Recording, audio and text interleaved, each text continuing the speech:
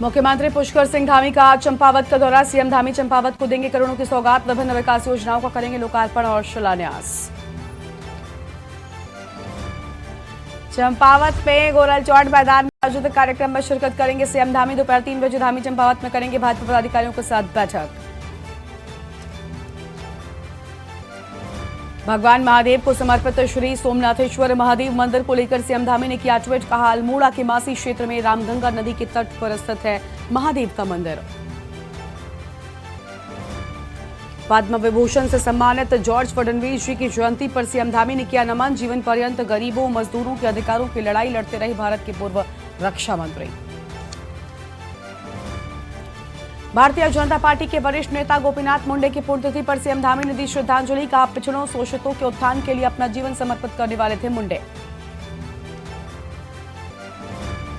उत्तर प्रदेश के बस्ती पहुंचे उत्तराखंड के कैबिनेट मंत्री धन सिंह रावत ने की मीडिया से बातचीत। मोदी सरकार के 9 साल के कार्यकाल की दी जानकारियां।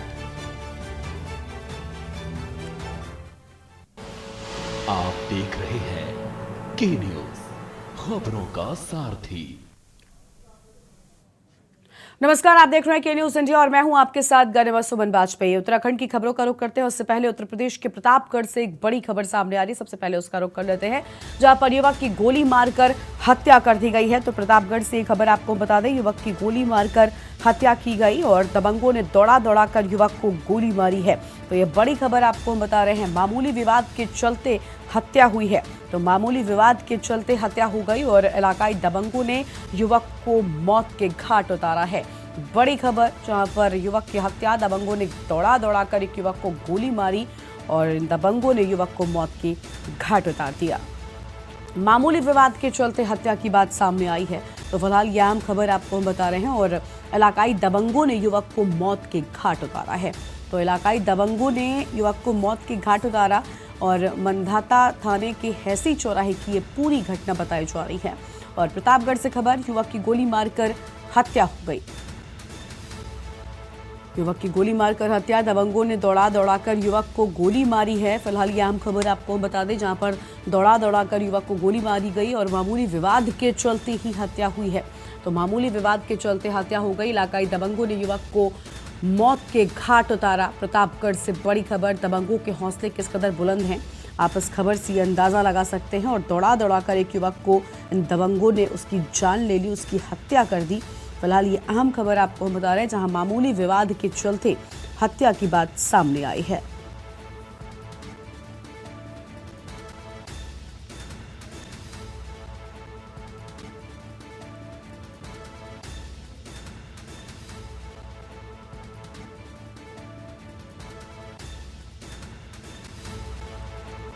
दबंगों ने दौड़ा दौड़ा कर युवक को गोली मारी। ये बड़ी खबर आपको हम बता रहे हैं।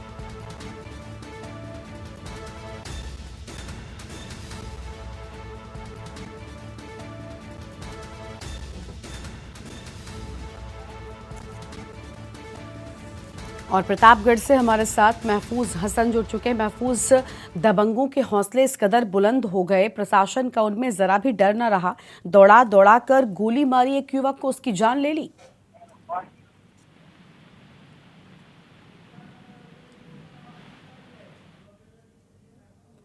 महफूज, आवाज आ रही है आप तक? जी महफूज, दबंगों के हौसले इस कदर बुलंद हो गए, उनमें प्रशासन का, कानून का खौफ नजर नहीं आया। एक युवक को दौड़ा दौड़ा कर गोली मारकर उन्होंने मौत की घाट उतार दिया। जी, आपको बता दें, पूरा मामला प्रतापगढ़ के मांधाता थाना क्षेत्र का है। जो हैसी एक चौराहा पड़ता है थाना क्षेत्र के अंतर्गत। एक चौराहा है जहां पर 10-12 चाय की दुकानें हैं और वहां पर एक छोटा सा चौरस्ता है। वहां पर आपको बता दें, रात में कुछ बात को लेकर आपस में कहासुनी हुई थी, जिसके चलते कुछ विवाद भी हुआ था, जहां पर पुलिस मौके पर पहुंच के थाने पर भी ले गई थी, लेकिन आपसी सुलह समझौता करा के उसको छोड़ दिया गया। वहीं सुबह युवक जो है चौराहे पर खड़ा था, तभी कुछ दबंग आके उसके ताबड़तोड़ फायरिंग कर देते हैं, जिसकी मौके पर ही मौत हो जाती है।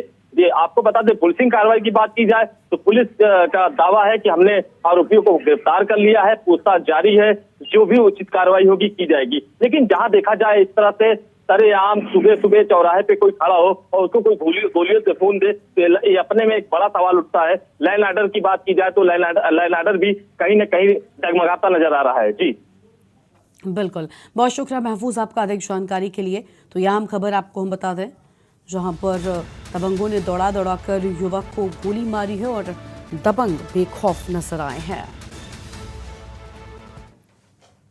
और अब रुक करते हैं उत्तराखंड की खबरों की ओर। धामी सरकार ने राज्य कर्मचारियों और पेंशनर्स को सौगात दी है और सरकार ने महंगाई भत्ते में 4% की बढ़ोतरी का आदेश जारी कर दिया है। अब से राज्य कर्मचारियों का डीए बढ़कर 42% हो गया। प्रदेश के करीब 3 लाख कर्मचारी और पेंशनर्स को इसका लाभ मिलेगा। शुक्रवार शाम वित्त सचिव दिलीप जावलकर ने डीए बढ़ोतरी के आदेश जारी किए। सीएम पुष्कर सिंह धामी ने बीती 22 मई को डीए बढ़ाने के प्रस्ताव को मंजूरी दी थी।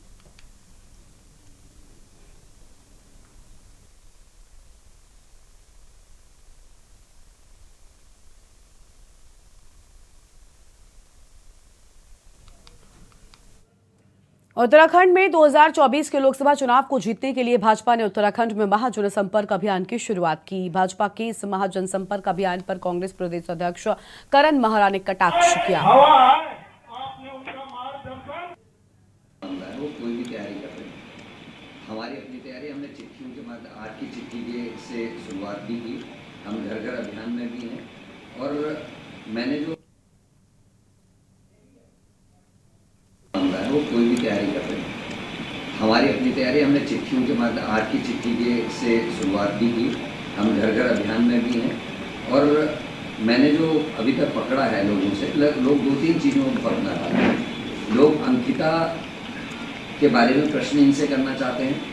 लोग भर्ती घोटाले में जिस तरीके से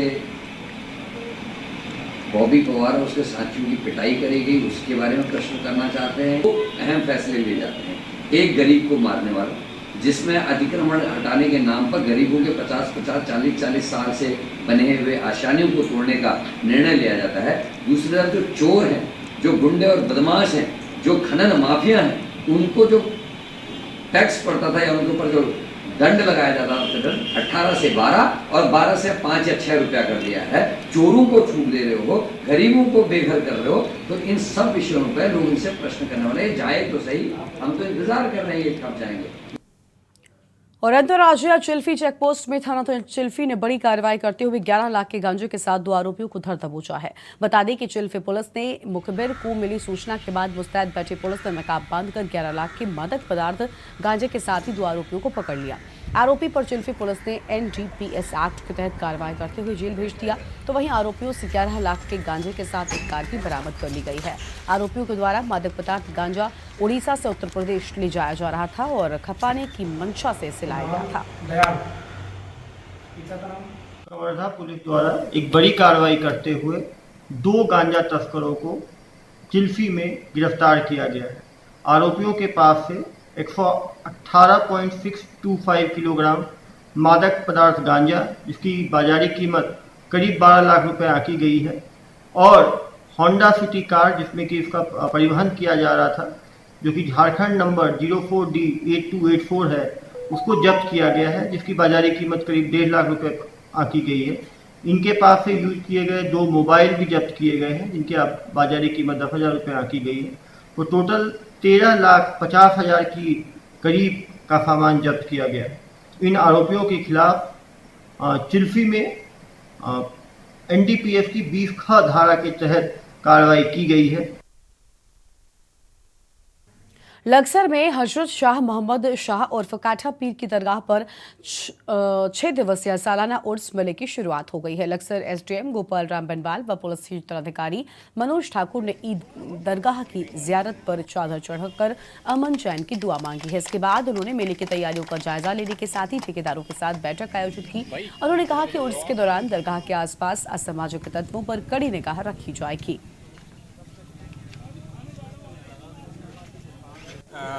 पूरा प्रबंध यहाँ पे किया जा चुका है और अभी हमारे SDM साहब और CO लक्सर यहाँ पे आए थे और पूरे मेले का निरीक्षण भी किया है और सारी व्यवस्था सुचारू रूप से अभी शुरू हो चुकी है और कल से हमारा मेला प्रारंभ हो रहा है। तारीख से पवित्र काठा पीर दरगाह का मेला प्रारंभ होने जा रहा है। ये 5 दिवसीय मेला है। इन 5 दिनों में उत्तर प्रदेश से लेकर के विभिन्न राज्यों के श्रद्धालु यहाँ पर आते हैं और बड़ी मान्यता है यहाँ पे दरगाह की। दूर दूर से श्रद्धालु आते हैं और पूरे 5 दिन 6 दिन का जो मेला चलेगा उसमें लगभग 10 से 15 लाख लोग यहाँ पे दरगाह में सम्मिलित होते हैं। और यहाँ पर सारी व्यवस्थाएं देखने के लिए यहाँ पे सीओ साहब और हम लोग यहाँ पे उपस्थित हैं और सारी व्यवस्थाएं प्रॉपर तरीके से यहाँ पे हो रही हैं। और झूला चरखी जो मेला लगता है उसकी पूरी तैयारियां हैं और जो रास्ते हैं किस तरीके से फायर की गाड़ियां अंदर आएंगी उस चीज़ों को यहाँ पे जगह प्रॉपर देखी जा रही है। आपने बताया कि ये मेला अगले 5 दिन तक चलेगा, तो इसमें सुरक्षा व्यवस्था के मद्देनज़र सबसे पहले तो जो झूले वाले हैं, जो दुकान वाले हैं, इन्हें प्रॉपर स्पेस रखने के लिए, फायर के इंतज़ाम रखने के लिए हमारी फायर टेंडर भी लगेगी। इन्हें भी कहा गया कि रेत वेत अपने पास रखेंगे और जो झूले हैं उनका PWD से सर्टिफिकेट लगेंगे कि वो प्रॉपर रूप से चलने लायक हैं या नहीं है। इसके अलावा जो हमारा क्राइम से रिलेटेड है, हमारी ड्यूटियाँ रहेंगी, PAC रहेगी और जैसे उसमें आवश्यक कार्रवाई करनी पड़ेगी, जो सूचनाएँ आएंगी उस पर हम तत्काल कार्रवाई करेंगे। दूसरा, इन्हें सोशल मीडिया पे कोई भी प्रचार प्रसार अनावश्यक रूप से करता है जो किसी भी मजहबी रंग को लेके होता है तो तुरंत हमें तत्काल सूचित करने को बताया। और 2 जून इसी दिन एक कहावत काफ़ी इस्तेमाल की जाती है, वो है 2 जून की रोटी। इसको लेकर सोशल मीडिया पर भी काफ़ी जोक्स बनते हैं। सोशल मीडिया पर लोग बढ़ती महंगाई का विरोध भी करते हैं और कोई कहता है कि 2 जून की रोटी बहुत ज़रूरी है क्योंकि 2 जून की रोटी नसीब वालों को मिलती है। कल 2 जून था तो वहीं इस तरह की कई सारी बातें सामने आई थी। लेकिन भले ही जनता अपनी पीड़ा को जोक्स के माध्यम से बयां कर रही हो, आज हकीकत यह है कि आम आदमी के लिए 2 जून की रोटी का इंतजाम कर पाना मुश्किल हो गया है। रिपोर्ट देखिए।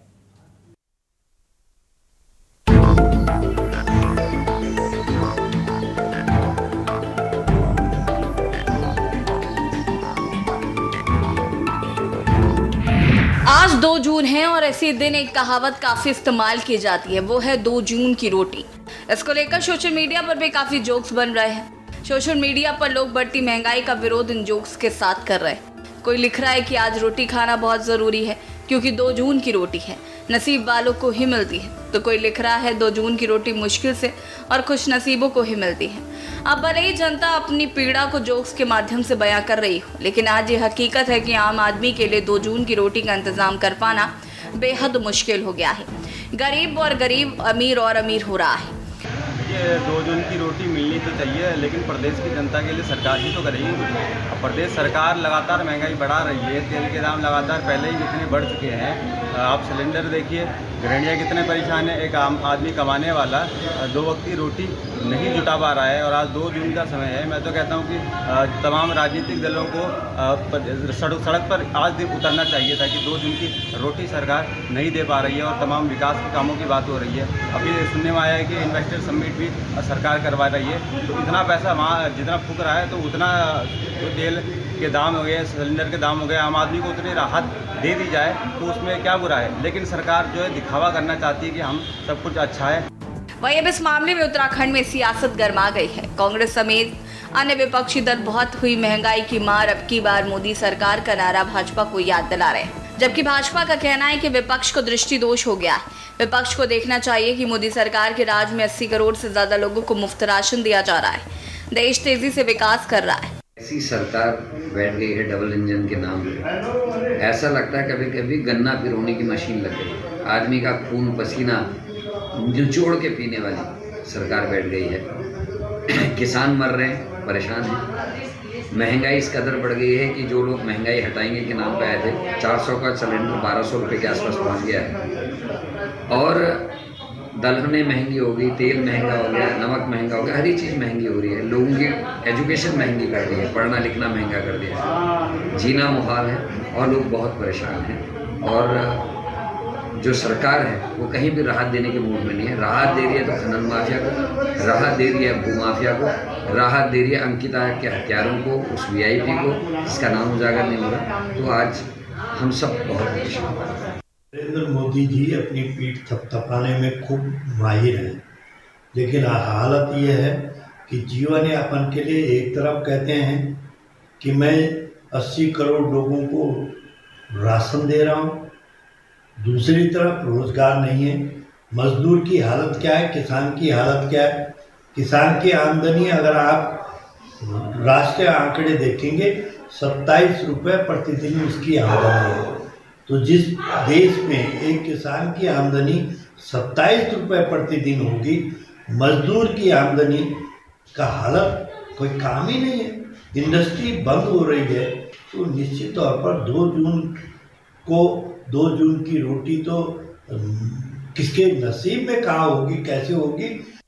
कांग्रेस को पूर्ण रूप से दृष्टिदोष हो गया है और उनको देश में सिर्फ लोकतंत्र खतरे में दिखाई देता है। खाद्य सुरक्षा की गारंटी देने वाला अगर कोई सरकार रही है तो आदरणीय नरेंद्र भाई मोदी जी की सरकार रही है। 80 करोड़ लोगों को कोरोना काल से लगातार फ्री राशन दिया जा रहा है और देश की जो आर्थिक स्थिति थी, जो कांग्रेस के कार्यकाल में 11वें 12वें में होती थी, 11वें 12वें नंबर पर पायदान होती थी, आज हमारा देश विश्व के 5वीं आर्थिक शक्ति के रूप में और हमारे देश ने आदरणीय नरेंद्र भाई मोदी जी के नेतृत्व में हर क्षेत्र में हर वर्ग का विकास हुआ है। सबका साथ, सबका विकास, सबका प्रयास से देश आगे बढ़ रहा है। कुल मिलाकर बढ़ती महंगाई ने आम आदमी की कमर तोड़ रखी है। हालांकि सत्ता पक्ष और विपक्ष इस मुद्दे पर सियासत तो खूब करते हैं, लेकिन महंगाई कम करने पर सरकार का ध्यान नहीं है। हालांकि केंद्र सरकार गरीबों के लिए कई योजनाएं चला रही है और लाखों करोड़ों रुपए खर्च कर रही है। कोरोना काल के बाद से केंद्र की मोदी सरकार गरीबों के लिए मुफ्त अनाज भी उपलब्ध करा रही है, जिससे 80 करोड़ से ज्यादा लोगों को फायदा पहुंचाने का दावा कर रही है। ऐसे में सवाल यह है कि क्या 80 करोड़ लोगों को मुफ्त अनाज उपलब्ध कराना ही बीजेपी ने महंगाई का तोड़ मान लिया है। Uttarakhand desk report.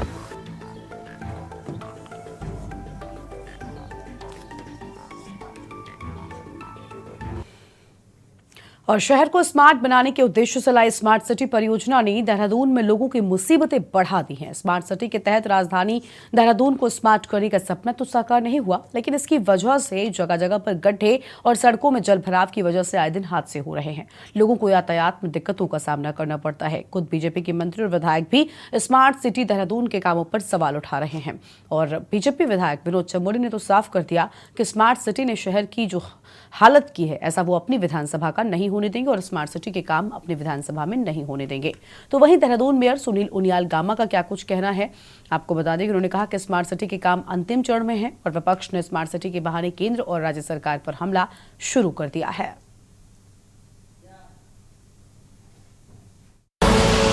आप देख रहे हैं के न्यूज।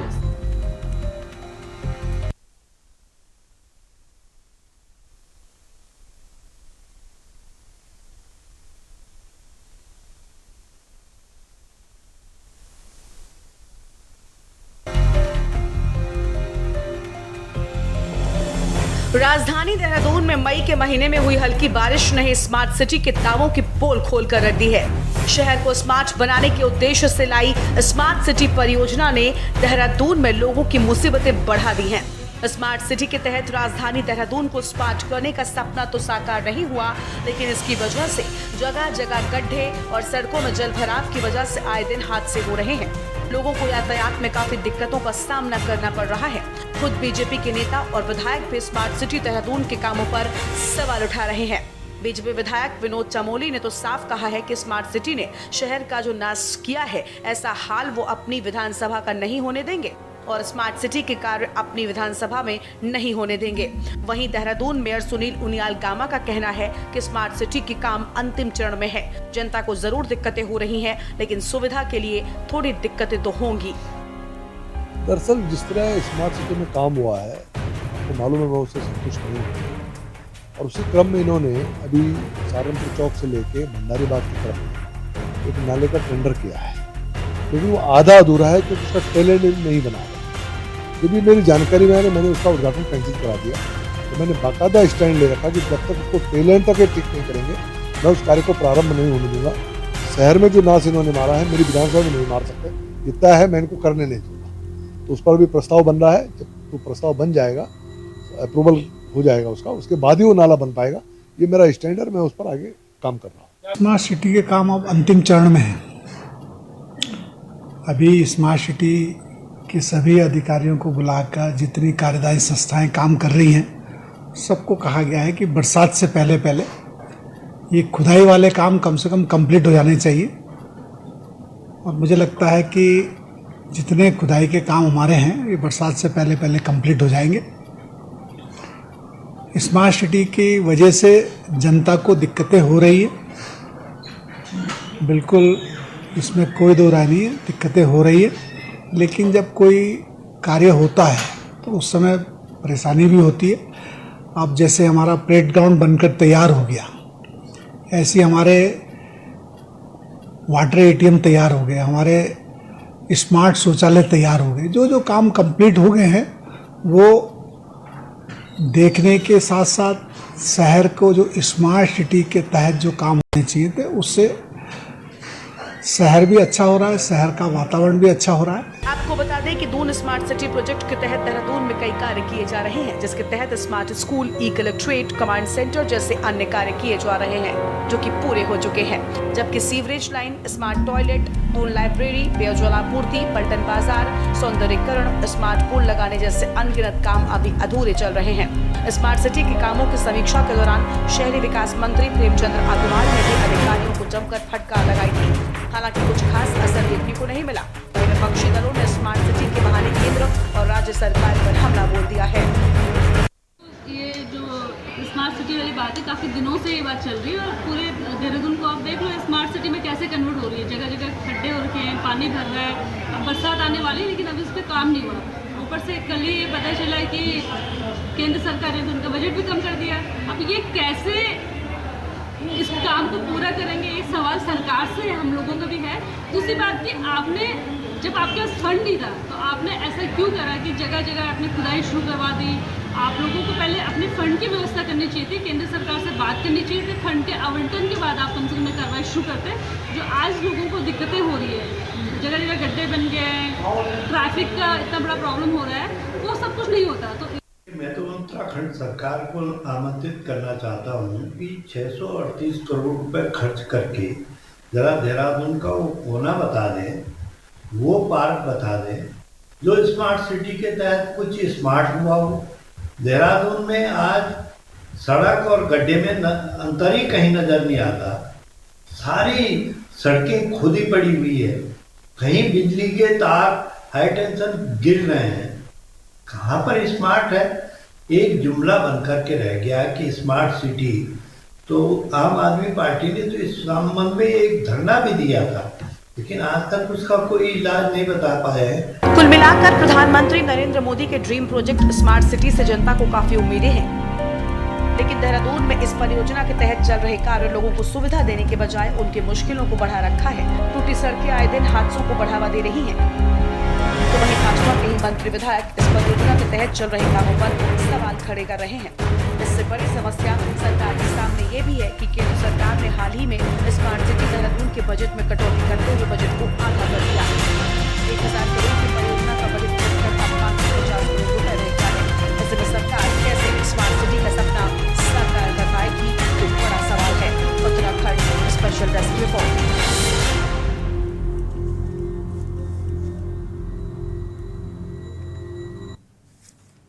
उत्तराखंड की खबरों में इतना ही। आप देखते रहिए के न्यूज़ इंडिया। नमस्कार। आप देख रहे हैं के न्यूज़, खबरों का सारथी।